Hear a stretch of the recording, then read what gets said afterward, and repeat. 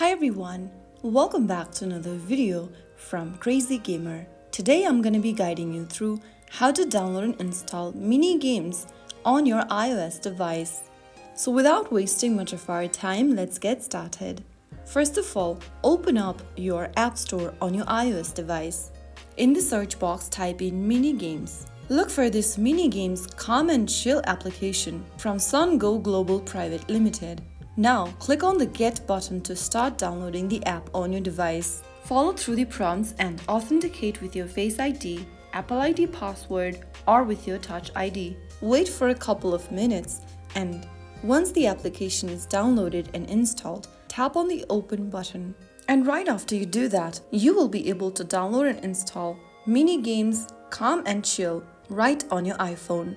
If you found the video helpful, don't forget to give us a thumbs up, share and subscribe to the channel for more tutorials like this. I'll see you in the next episode. Thank you for watching.